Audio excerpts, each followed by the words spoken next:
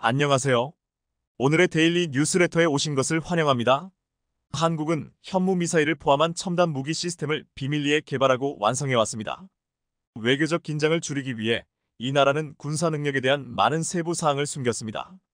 그러나 국제 정세가 변화하고 특히 미국이 한국에서 철수할 가능성이 있는 상황에서 이 나라는 진정한 힘을 공개할 준비가 되어 있습니다. 놀라운 사거리와 파괴력을 가진 현무미사일은 한국의 군사기술이 비약적으로 발전했음을 보여주는 증거이며, 이로 인해 주변 국가들은 한국의 강력한 자위 능력을 인정하고 경계할 수밖에 없습니다. 기괴하게도 한국은 외교적 스트레스를 줄이기 위해 자신들이 개발한 무기를 숨기고 있는 유일한 국가인데, 주한미군이 철수하면 베일에 쌓여있던 무기고를 만천하에 공개할 것이다. 이미 한국은 최근 괴물미사일이라고 불리는 현무에 관해 특이한 발표를 했는데, 그것은 말 그대로 충격과 공포였으며 주변국들의 의심이 확신이 되는 순간이었다. 트럼프가 최근에 또 폭탄 발언을 하며 한국을 압박하고 있습니다. 이미 한국은 나토보다 더 많은 국내 총생산의 2.7%를 방위비로 분담하고 있다는 점은 눈에 들어오지도 않는지, 주한미군 철수를 조건으로 김정은 북한 국무위원장과 협상에 나서겠다고 전했습니다. 이게 말이 되는 소리입니까? 트럼프의 귀환은 한미일을 포함해 미국의 전반적인 동맹에 심각한 후과를 초래할 것이고, 이제 우리는 아무도 믿어서는 안 됩니다. 핵무장을 포함해 강력한 힘을 바탕으로 반드시 스스로 지켜야 합니다. 아무도 흔들 수 없는 나라를 만들어야 합니다. 애초에 해구산이라는 건 말이 안 됩니다. 해구산이라는 것은 본질적으로 절대적으로 지켜야 할 의무이거나 국가 간의 조약으로 보장된 권리가 아닙니다. 한미상호방 위조약에는 해구산에 관한 내용이 단 한 줄도 없습니다. 에치슨 라인처럼 정권이 바뀌거나 한국의 가치가 떨어지면 언제든지 후퇴할 수 있는 원칙일 뿐이라는 겁니다. 물론 한국이 핵을 맞았는데 미국이 해구산을 발동하지 않으면 미국의 세계적인 이미지는 완전히 나락을 갈 것이고 엄청난 후폭풍이 있을 것입니다. 하지만 역사적으로 보아도 그것이 핵전쟁에 참가하는 것보다 미국의 이권에 이익이 된다고 생각하면 언제든지 파기할 것입니다. 과연 미국은 파리를 위해서 뉴욕을 희생해 줄 것인가?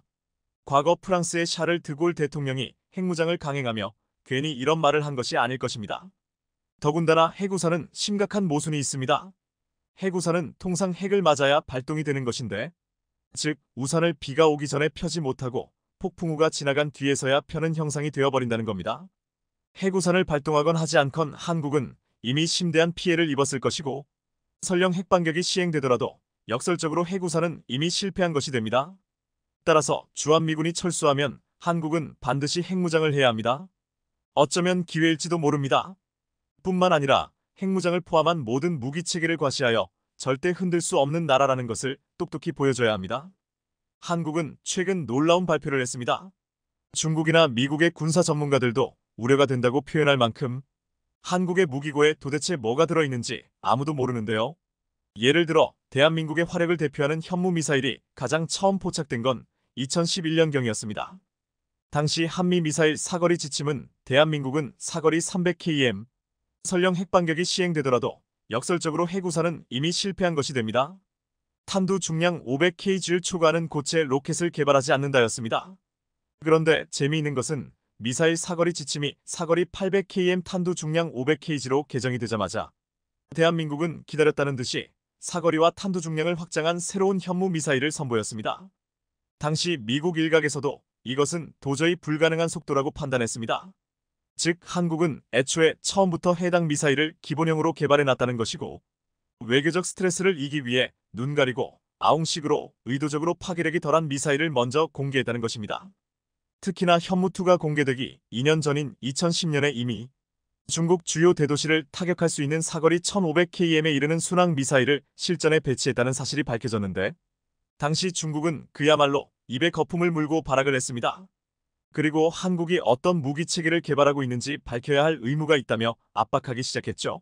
하지만 한국은 끝까지 정체를 숨겼습니다.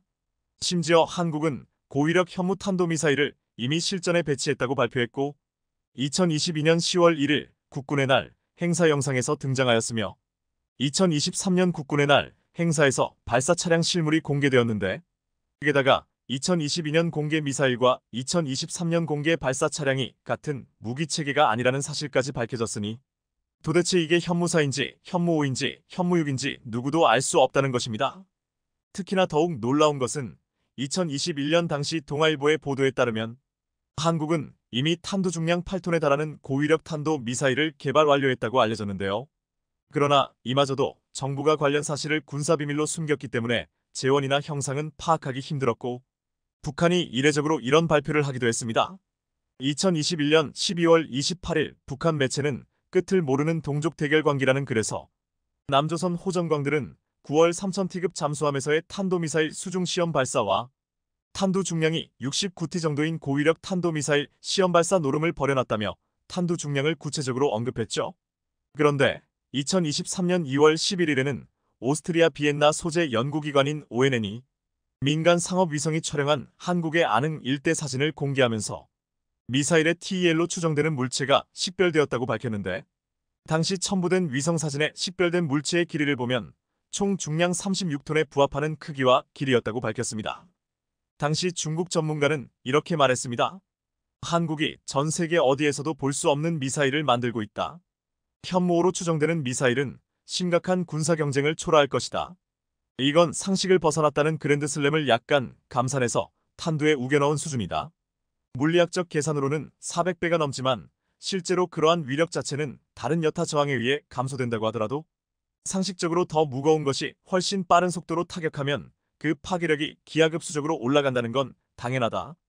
그랜드슬램은 그냥 폭격기에서 떨어뜨리는 거고 현무호는 마하 510에 달하는 속도로 지면에 처박힌다는 차이를 생각해보면 빈말이 아니라 진짜 터무니없는 미사일이 맞다. 거기에 2차 대전 때보다 성능이 한참 올라간 현대 폭약을 장착하고 있고 그랜드슬램과 달리 극초음속으로 내리꽂히는 미사일인데 운동에너지는 속도의 제곱에 비례하므로 그랜드슬램의 4배의 중량과 10배의 속도를 갖춘 이 무기는 이론상 그랜드슬램의 400배의 위력을 갖는다. 과장이 아니라 지하시설까지 단숨에 들어가 그 일대를 지하부터 초토화시키는 게 가능할 수 있다. 이쯤 되면 사실상 거의 미니트맨급 크기의 탄도 미사일이다. 왜냐하면 누리호 실험 발사체는 중량 52톤이고 비행거리 429km 탑재량 8톤이다. 즉 한국은 벌써 중량 50T 정도의 탄도미사일을 개발하고 있다고 추측할 수 있다.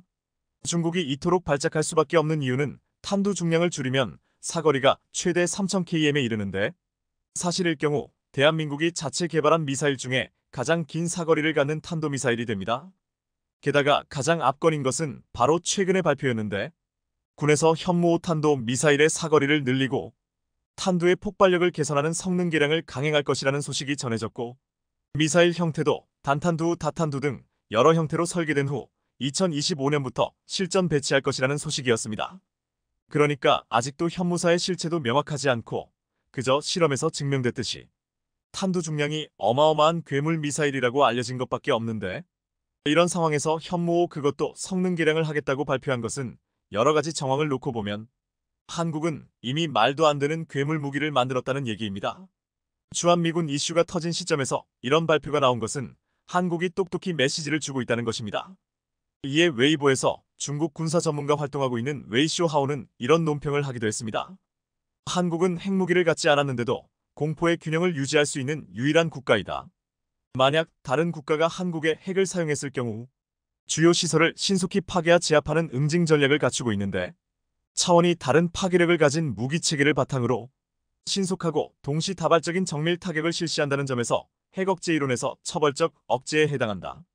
한국형 2차 타격 전략인 대량 응징 보복은 다른 핵보유국과 다르게 재래식 2차 타격 전략이지만 F-35A 스텔스기 잠수함 등을 이용해 대량의 고위력 미사일로 압도적 타격 능력을 추구하는데 한국 괴물 미사일의 정체가 밝혀지면 밝혀질수록 상대 국가는 함부로 한국을 타격할 수 없다. 일반적으로 적의 핵 위협에 대한 선제 공격에는 매우 높은 장애물이 있다. 그러나 한국은 실질적인 적을 두고 항상 그것을 극복하기 위해 계속 노력해왔다. 전 세계에서 유일하게 종전선언이 되지 않고 오랫동안 적의 직접적인 핵공격 위협을 받아온 국가의 공포의 균형 전략이 얼마나 무시무시하겠는가. 주한미군이 철수하면 한국은 핵무장을 포함한 상대 국가에 얼마 전 1조 규모의 K9 자주포가 루마니아에 수출된다는 소식이 전해졌습니다. 하나에어로스페이스는 1분기 내 루마니아와의 계약 규모, 납품 기간을 발표할 것이라고 밝혔는데요. K9 53문을 수출하는 내용으로 계약 규모는 약 1조 원이 넘는 것으로 알려져 K9은 글로벌 방산 시장의 스테디셀러 자리를 굳건히 했습니다. 그런데 그동안 K9 자주포의 강력한 라이벌이었던 자주포가 시장에서 제거될 것이란 전망이 나오자 한국 방선 업계가 환호했습니다. 반면 중국은 K9 자주포를 깎아내리기에 여념이 없는데요. 오늘은 개발 계획을 전격 취소한 K9 자주포의 유일한 라이벌은 무엇이고, 미국은 왜 이 자주포 개발을 포기한 것인지, 또 중국은 왜 갑자기 K9 자주포에 대해 험담을 늘어놓으며 분노 버튼을 눌렀는지 이 소식 자세히 전해드립니다. 지난 2020년 있었던 실사격 시험에서 약 70km 거리의 표적을 정확히 타격하며 뛰어난 성능을 뽐냈던 미 육군의 M1299 ERCA 자주포 개발 프로그램이 폐기되었다고 합니다. 이미 지난 가을 개발 프로그램이 중단됐다고 하는데요. 중단된 이유로는 기술적 문제가 언급됐는데 58 구경장 주포의 마모가 예상보다 심했다고 합니다. 그런데 M1299 ERCA를 대체할 차기 자주포 프로그램에 대한 언급은 전혀 없는 것으로 봐서 아무래도 당분간은 M109를 마르고 닳도록 사용할 모양입니다.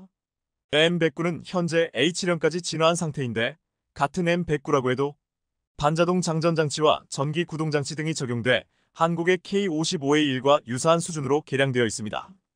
가장 큰 차이는 차체로 브래들리 기반의 신형 차대로 교체됐습니다.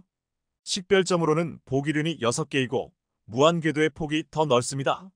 한국으로서는 상상하기 힘든 일이지만 미국은 완성 직전의 무기 개발 프로그램을 자주 폐기하곤 했습니다.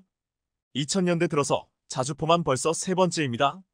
지난 2002년 XM2001 크루세이더 자주포가 과다한 개발 비용을 이유로 취소됐고, 그 뒤를 이은 XM1203NLOSC 역시 지난 2009년 예산 부족을 이유로 취소됐습니다. 특히 야심차게 개발되던 크루세이더는 가성비와 합리화의 화신이던 럼스펠드 국방장관 시대에 접어들면서 과도한 비용 상승을 이유로 가차없이 폐기됐습니다. 1990년대 말에서 2000년대 초반은 냉전이 끝난 뒤 더 이상 러시아가 구소련을 계승하는 위협적인 국가가 아니라는 사실이 확실해지면서 미군은 이런 강력한 자주포를 개발하고 배치할 이유를 못 느끼던 시절이었습니다. 어쨌든 크루세이더는 RAH-66 코만치와 함께 럼스펠드발 폐기로 없던 일이 되어버리고 말았는데요. 이후 미군은 적은 인원으로 빠르게 배치되는 것을 목표로 만들어진 전투차량 체계인 FCS MGV 구성 차량들 중 자주포에 해당하는 XM1203을 개발했습니다. XM1203도 포신은 38 구경장이라 M109에 비해 딱히 사거리에 이점은 없으나 발사속도는 1분에 최대 10발은 나오고 또 최대한 자동화되어 승무원도 2명까지 줄었습니다. 여기에 GPS와 연동된 디지털 사동장치를 통해 신속하게 방해할 수 있을 뿐 아니라 엑스칼리버 포탄도 사용 가능해 그리 길지 않은 포신에도 불구하고 최대 30km 거리의 정밀 타격이 가능하다고 알려졌습니다. 하지만 이 역시 예산 부족을 이유로 결국 폐지되고 말았습니다. 그래서 미국이 시도한 세 번째 자주포 개발 계획이 바로 M1299 ERCA 자주포 개발 프로그램이었는데요. 이번에는 기술적 요인으로 취소되고 말았습니다.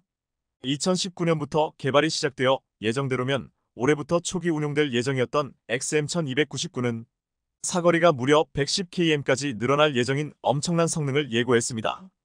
또한 사거리 연장탄인 XM1113탄으로 70km, 구경감소 사거리 연장탄인 XM1155탄으로 110km의 사거리까지 이미 실사격으로 달성하는 등 테스트 결과만 들으면 인류 최강의 자주포가 실전 배치를 눈앞에 둔 것 같았습니다. 그런데 지난 3월 12일 미 육군은 XM1299 프로젝트를 폐기하기로 했다고 발표했습니다. 이유는 포신 때문이었습니다. 신형 155mm 주포가 발목을 잡았다고 알려졌는데요. XM1299는 장거리 사거리가 130km 나는 엄청난 사거리를 구현하면서도 분당 사격 6발이라는 괴물급 성능을 목표로 개발이 추진되어 왔습니다. 하지만 현존 기술로는 달성하기 어려운 과도한 목표 설정으로 기술적 결함과 비용 폭증을 불러온 것으로 알려졌는데요.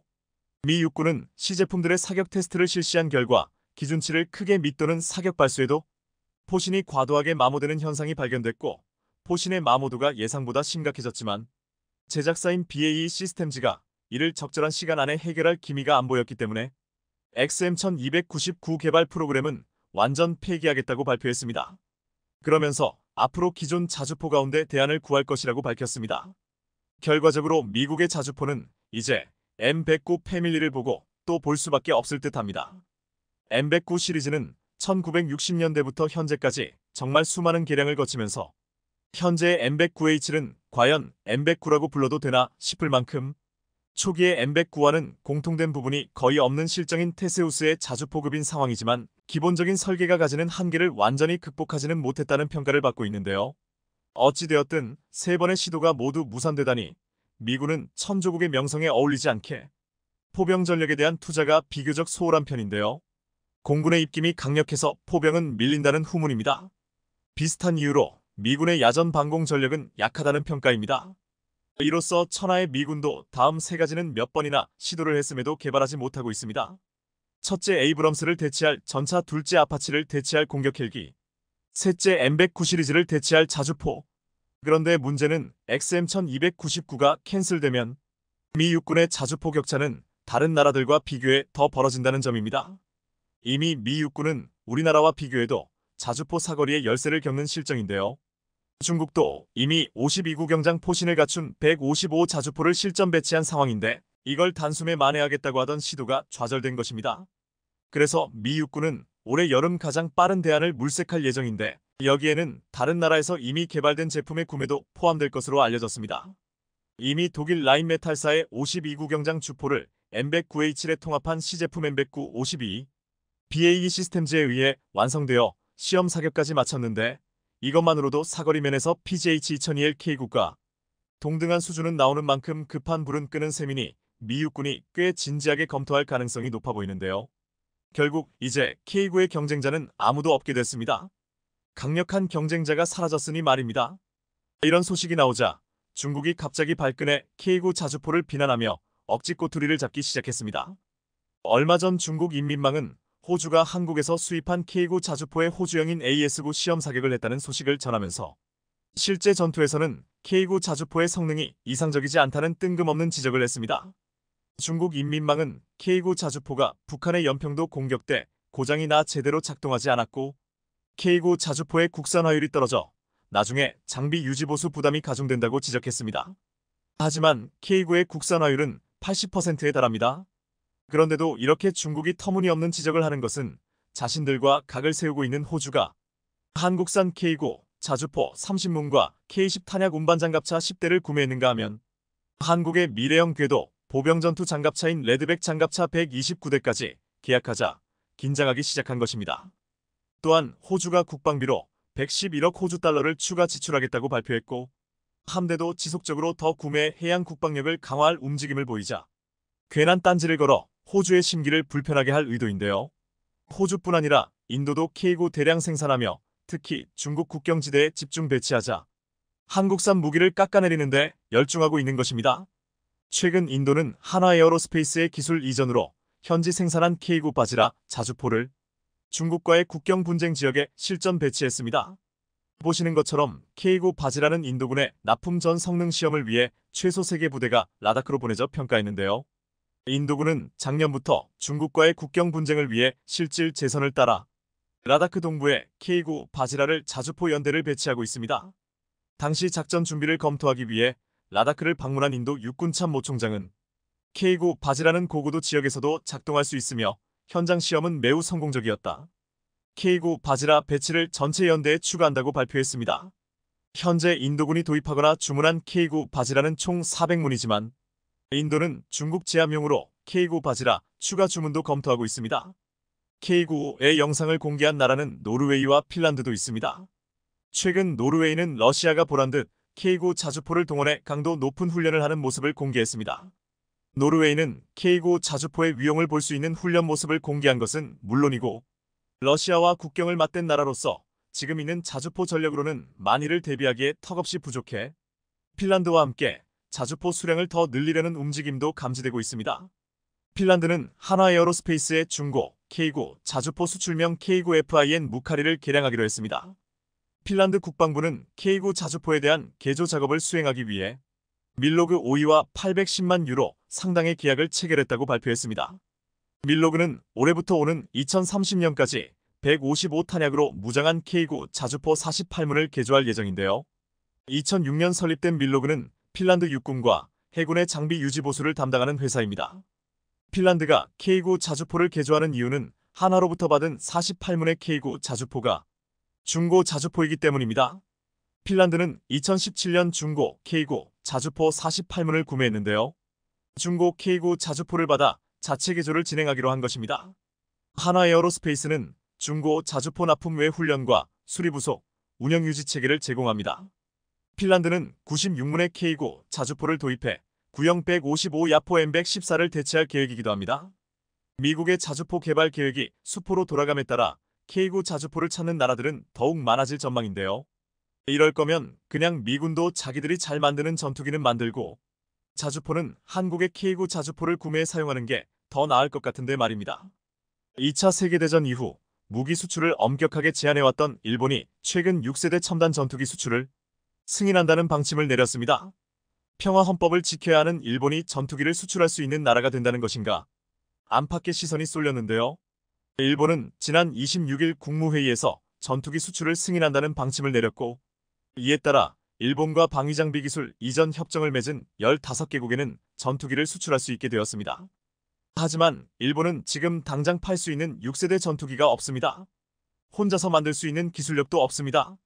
그럼 왜 이런 쇼를 벌이느냐? 일본은 영국, 이탈리아와 함께 6세대 전투기 개발을 발표한 바 있는데요.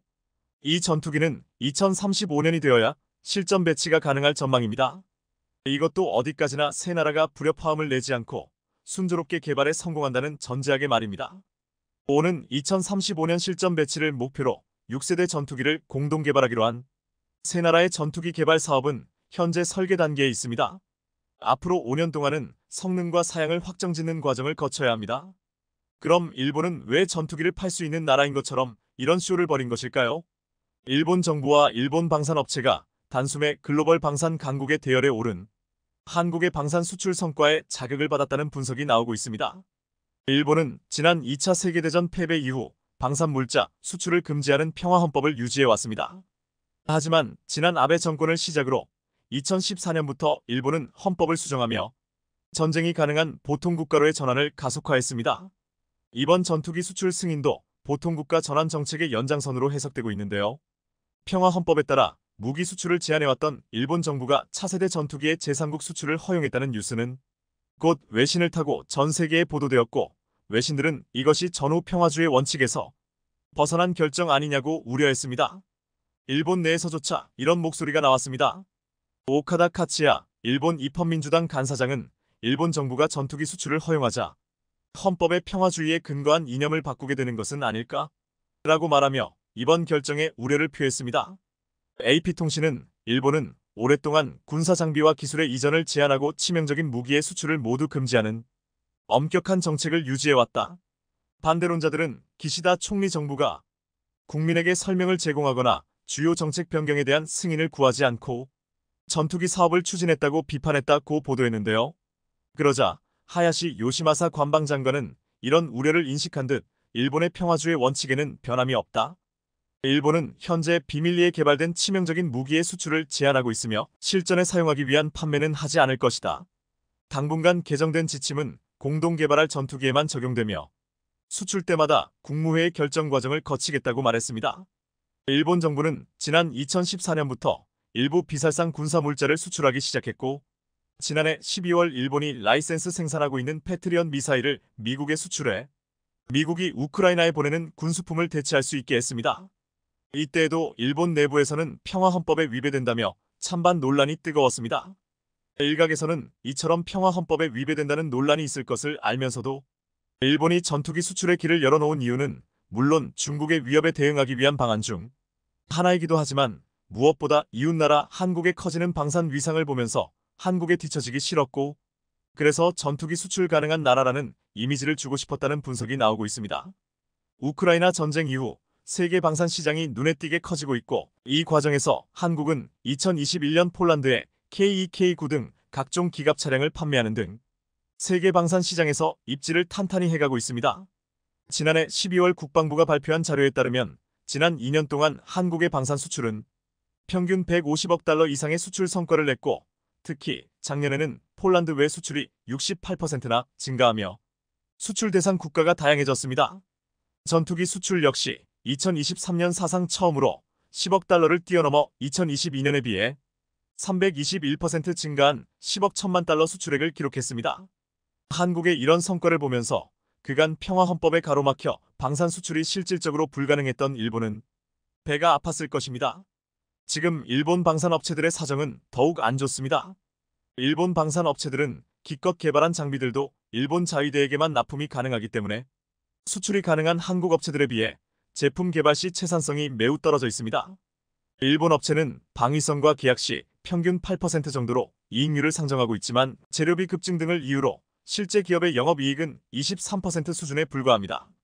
이렇다 보니 일본 업체들은 방위산업에 뛰어들려 하지 않았습니다. 하지만 최근 우크라이나 전쟁, 이스라엘 하마스 전쟁과 한국 방산업계의 성장을 눈으로 본 일본 정부는 다시 방산 생태계를 구축하려고 애를 쓰고 있는 것으로 보입니다. 방위업체 소멸이 자국 방위력 약화로 이어질 수 있다는 위기감에 자극을 받은 셈인데요. 하지만 마음만 먹는다고 하루아침에 방위산업 생태계가 만들어지는 게 아닙니다. 방산 전문가들은 일본 기업의 수출 경험 부족, 일본 내 순수한 방산 업체가 없다는 점 등이 한계로 작용하면서 일본이 단시일 내 세계 방산 시장에서 목소리를 내기는 어려울 것이라고 분석하고 있습니다. 이렇게 영국, 이탈리아와 함께 차세대 전투기를 만든다는 계획은 아직 설계와 예산 확정 단계에 불과한 일본이 차세대 전투기를 제3국에 판매할 수 있게 되었다는 뉴스는 그야말로 공허한 외침입니다. 반면 한국은 벌써부터 6세대 전투기 개발을 위한 AI 엔진 개발에 착수했습니다. 최근 한화에어로스페이스는 1만 번째 엔진인 공군 TA-50 훈련기의 F404 엔진을 생산하고 항공엔진 1만 대 출하식을 열었습니다. 출하식 이후에는 KF-21에 장착할 F414 엔진 생산을 위한 스마트 엔진 공장 착공식도 진행했습니다. 한화가 오는 2025년까지 약 400억 원을 투자해 약 5,000평 규모로 조성되는 스마트 엔진 공장은 IT 기반 품질 관리와 물류 시스템을 갖춘 지능형 공장으로 지어집니다. 한화는 엔진 1만 대 생산을 달성하면서 2030년 중후반까지 한국 정부와 함께 KF-21 엔진과 동급 수준인 1만 5천 파운드급 엔진 개발에 나서겠다고 발표했는데요. 기존에는 해외 업체 라이선스를 기반으로 국내에서 국산화 기술협력 생산을 추진했지만 앞으로는 전투기급 독자 엔진 기술을 확보해 자주국방을 실현시키겠다는 것입니다. 특히 2029년 약 150조 원 규모를 넘어설 글로벌 항공 엔진 시장에 한국이 본격적으로 진입해 대한민국의 미래 먹거리를 만들겠다는 보관입니다. 또한 한국은 국내 업체를 중심으로 한 항공 엔진 분야 생태계 조성에도 나서고 있습니다. 첨단 독자 엔진을 개발하고 향후 무인기와 민항기 엔진 등을 추가로 개발할 계획인데요. 한국의 궁극적인 목표는 AI와 유무인 복합 운용 등이 요구되는 6세대 전투기 엔진 핵심 기술인 엔진 일체형 전기 시동 발전기 ESG와 세라믹 복합 소재 개발 등의 기술을 확보하는 것입니다. 그리고 한국은 6세대 전투기 개발에 든든한 투자자까지 확보한 상태입니다. 한국은 사우디아라비아와 스텔스 기능을 넘어 인공지능, 유무인기 복합 기능을 장착한 사우디는 그동안 6세대 전투기 공동개발국을 찾지 못했습니다. 영국, 이탈리아, 일본은 지난달 6세대 전투기를 공동개발하기로 글로벌 전투항공 프로그램 GCAP 조약에 서명했고 2035년까지 실전 배치할 계획이지만 사우디는 여러 차례 GCAP 참여를 희망했음에도 일본은 참여시켜주지 않았습니다. 결국 6세대 전투기 개발에 참여하고 싶어하는 사우디는 유럽 밖으로 눈을 돌렸고 한국을 찾은 것인데요. 얼마 전 한국 국방부와 국방과학연구소 고위 관계자들은 사우디를 극비에 방문한 것으로 알려졌습니다. 이때 칼레드 빈 후세이 알 비알이 사우디 국방부 차관 등을 만나 6세대 전투기 공동개발에 관해 논의했다고 하는데요. 한국 정부는 6세대 전투기가 시급한 사우디에 한국이 독자 개발한 KF-21을 바탕으로 개발 기간을 대폭 줄일 수 있다는 점을 강조하면서 KF-21의 블록블라크 3단계 성능 개량을 통해 5세대 스텔스 전투기를 개발하고 6세대인 유무인 복합체계 MUM-T-MUMT를 사우디의 긍정적인 반응에 한국은 곧 추가적인 협의를 할 예정인데요. 사우디는 이미 한국 방산 무기에 대한 신뢰를 갖고 있습니다. 한국은 자체 개발한 중거리 지대공 요격 미사일인 천궁이 MSAM을 사우디 수출했는데 규모는 약 32억 달러, 4조 2,528억에 달했습니다. 한국형 전투기인 KF-21을 기반으로 추진하게 되는 한국과 사우디의 6세대 전투기 개발 사업이 성사될 경우 한국은 세계 항공 수출 시장의 커다란 비중을 차지할 것으로 전망됩니다. 일본은 2차 세계대전 이후 평화헌법에 의해 무기 수출을 엄격하게 제한해왔습니다. 그런데 최근 일본은 영국, 이탈리아와 공동으로 개발할 예정인 6세대 첨단 전투기의 제3국 수출을 승인한다는 방침을 내렸습니다. 이 뉴스가 알려지자 전쟁 가능한 나라로 가기 위한 수순 중 하나인가, 일본이 급기야 전투기를 수출할 수 있는 나라가 된다는 것인가, 안팎의 시선이 쏠릴 수밖에 없었습니다. 일본은 지난 26일 국무회의에서 전투기 수출을 승인한다는 방침을 내렸고, 이에 따라 일본과 방위장비 기술 이전 협정을 맺은 15개국에는 전투기를 수출할 수 있게 되었습니다. 하지만 속내를 들여다보면 일본은 지금 당장 팔 수 있는 6세대 전투기가 없습니다. 혼자서 만들 수 있는 기술력도 물론 없습니다. 일본이 수출 가능하다고 결정한 기종은 영국, 이탈리아와 함께 개발할 예정인 6세대 전투기를 말하는 것이었는데요. 이 전투기는 2035년이 되어야 실전 배치가 가능할 전망입니다. 일각에서는 일본이 이렇게 전투기의 제3국 수출을 서두르는 배경에 최근 단숨에 글로벌 방산 강국의 대열에 오른 한국의 방산 수출 성과에 자극을 받았다는 분석입니다. 방산 물자 수출을 금지하는 평화헌법을 걸으면서까지 이런 결정을 내렸다는 분석이 나오고 있는데요. 그야말로 배가 아팠다는 이야기입니다. 그런데 한편으로는 일본이 영국, 이탈리아와 6세대 전투기 개발을 공동으로 한다고는 하는데 과연 이 프로젝트에서 일본이 어떤 역할을 할 수 있을지 의문입니다. 일단 일본은 과거 최악의 사례를 가지고 있습니다. 일본은 일본 최초의 국산 소형 제트 여객기 사업마저 포기했을 정도로 항공 기술력이 심각한 상황이기 때문입니다. 최근 일본 미쓰비시 중공업은 일본 최초의 국산 소형 제트 여객기 미쓰비스 스페이스 ZMRJ 개발 프로젝트를 포기한다고 발표했습니다. 일본 국민들은 올 것이 왔다는 표정이었습니다. 미쓰비시 중공업은 지난 2008년 제트기 사업화를 시작해 2013년 첫 제트기를 고객사에 인도하는 것을 목표로 세웠습니다. 하지만 잦은 설계 변경과 부품 조달이 어려워 지금까지 6차례나 납품을 연기하다가 2020년 10월 개발을 일단 중단한다고 발표한 바 있습니다. 하지만 워낙 시간만 끌어서 이제 최신이 아닌 노후화된 장비품 외에도 해외 부품 제조회사들도 이 미쓰비시 스페이스 제트에 맞춘 생산 체제를 계속 유지하기 어렵다는 불만까지 나올 정도가 되고 말았습니다. 게다가 취향에 필요한 일본 국토교통성의 형식 증명을 취득하려면 몇 년 이상 걸리기 때문에 결국 개발을 포기하겠다는 발표를 한 것인데요. 미쓰비시 중공업이 소형 제트기 개발 사업에 들인 돈은 무려 1조 엔, 9조 5,979억 원이라고 알려져 있습니다. 그동안 투입된 돈이 이렇다는 것이고 사업을 접지 않으면 추가로 수천억 엔이 필요해 결국 채산이 맞지 않다고 판단하고 포기한 것입니다. 2008년 미쓰비시 중공업은 80인 내외의 일본 최초 상용 제트 여객기 스페이스 제트를 개발했습니다. 당시만 해도 일본이 자체 개발했던 프로펠러 여객기 YS-11 이후 일본 최초의 민간 제트 비행기로 주목을 끌었습니다. 하지만 여기까지였습니다. 항공기 개발은 계속 지연되었고 300대의 주문을 받아놓고도 납기를 무려 6차례나 연기했고 개발 완료를 담보할 수 없는 상황이 돼버리고 말았습니다. 급기야 2020년에는 미국 항공기 리스 회사인 에어로리스가 미쓰비시와 체결한 스페이스 제트 20대에 대한 주문을 취소하기도 했습니다. 여기에 엎친 데 덮친 격 2020년 코로나19 사태 등이 겹쳐지면서 2020년 미쓰비시의 스페이스 제트 개발 사업은 동결되었고 이제야 포기를 선언한 것인데요. 그런데 제트기 개발 사업은 포기만으로 끝이 나는 게 아니었습니다. 이 사태로 미쓰비시 중공업은 경영 악화가 심각해졌고 그 여파는 다른 계열사에까지 미쳤습니다. 결국 미쓰비시는 알짜로 불리던 미쓰비시 자동차의 지분까지 매각해야 했습니다.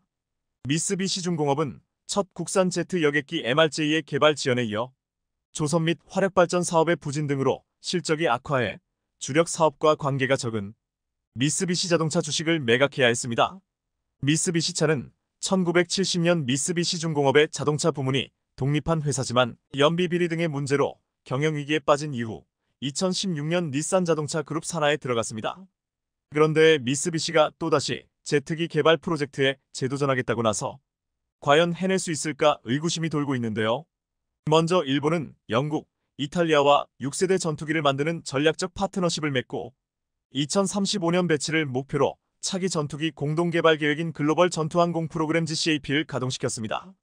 미국의 F-35나 중국의 J-20 등 최신鋭로 꼽히는 전투기를 능가하는 6세대 전투기를 만들겠다는 것인데요. 아직 콘셉트는 명확하지 않지만 5세대기의 스텔스기에 더해 고성능 레이더와 센서를 통해 대량의 데이터 수집, 무인기와 위성, 함정과의 네트워크 연동이 가능한 전투기를 개발할 것으로 보입니다. 어디까지나 계획이지만 말입니다. 이 프로그램에는 방산업체 BAE 시스템즈와 미사일 제조업체 MBDA를 비롯해 롤스로이스, 레오나르도 등 영국을 중심으로 600여 개의 영국 기업이 참여할 전망입니다. 그리고 일본은 미쓰비시 중공업이 여기에 참여한다고 발표했는데요. 그런데 일본 언론인 니온 게이자이조차 이렇게 지적했습니다. 일본이 공동개발 상대국으로 미국이 아닌 영국과 이탈리아를 택한 것은 미국이 기술 정보를 공개하지 않는 조블랙박스 문제가 있어 방위 장비품 개발에서 주체적인 역할을 수 없다고 판단했기 때문이다. 유럽식 공동개발은 분명 개방적이지만 하드웨어와 소프트웨어의 양면에서 일본이 영국과 이탈리아가 요구하는 선진 기술을 제공할 수 있을지 의문이 든다. 그런데 이 프로젝트 개발비 부담은 영국과 일본이 각각 40%, 이탈리아가 20% 수준이 될 것으로 알려져 있습니다. 영국의 전투기 제조 능력은 일본, 이탈리아에 비하면 훨씬 앞서 있습니다. 그런데도 영국이 일본과 굳이 손을 잡은 이유는 돈 때문일 겁니다.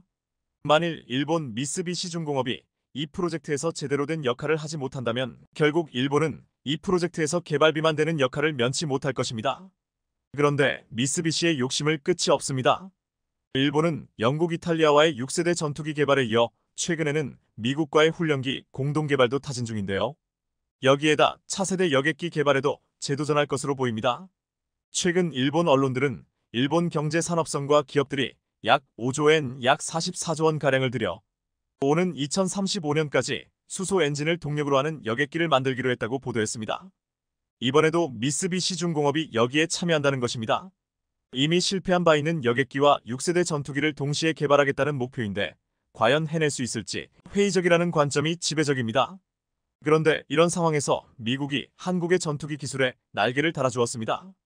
우리 공군의 스텔스 전투기 F-35W는 그동안 전투기를 뜯어서 부품을 교체하려면 미국이 지정해둔 일본 시설에 맡겨야 했습니다. 따라서 지금까지 한국은 부품을 교체하며 우리 정보가 일본으로 새는 거 아니냐 하는 우려가 컸습니다. 그런데 앞으로 3년 뒤부터는 한국 공군이 직접 한국에서 이런 정밀 정비를 할 수 있게 됐습니다. 한국 공군은 39대의 F-35W를 보유하고 있는데요. 은밀하게 핵과 미사일 기지를 타격할 수 있어 북한이 두려워하는 스텔스 전투기입니다. 지난해 12월 총 사업비 4조 2,600억 원을 들여 추가로 F-35A 20대와 관련 장비를 2028년까지 도입하기로 결정했는데 이와 함께 총 사업비 증액 없이 한국에서 창정비를 할 수 있도록 미국과 합의한 것으로 확인됐습니다. 창정비는 전투기를 완전히 뜯어 핵심 정밀 부품을 교체하고 스텔스 돌류 도세까지 하는 최고 수준의 정비입니다. 미국은 그동안 고급 기밀인 최첨단 국방과학 기술이 곳곳에 들어있다는 이유로 F-35의 경우 야전 정비, 즉 기체 외부의 간단한 정비만 허용해 창정비는 일본에 세워지는 F-35A 동아시아 창정비 허브에서만 가능했습니다. 일본에서 창정비를 하면 우리 공군의 작전 정보가 일본 측에 넘어갈 수밖에 없는데 그런 우려가 사라지게 된 겁니다. 한국방사청은 내년부터 순차적으로 공군 숙련 정비사 30여 명이 미국에 파견돼 전문 교육을 이수한다고 밝혔습니다. 동시에 창정비를 위한 시설, 정비창은 F-35가 배치된 공군 청주기지 안에 설치될 예정입니다. 이번 결정은 그동안 해외 업체에 의존해왔던 스텔스 전투기의 정비를 이제 우리 공군이 직접 수행하게 된 것으로 공군의 전투기 운용성이 획기적으로 개선되었고 향후 성능 개량도 대단히 유리해진다는 것을 의미합니다. 일본으로서는 우리 공군의 정보를 알아낼 수 있는 하나의 루트를 잃은 셈입니다. 시청해주셔서 감사합니다.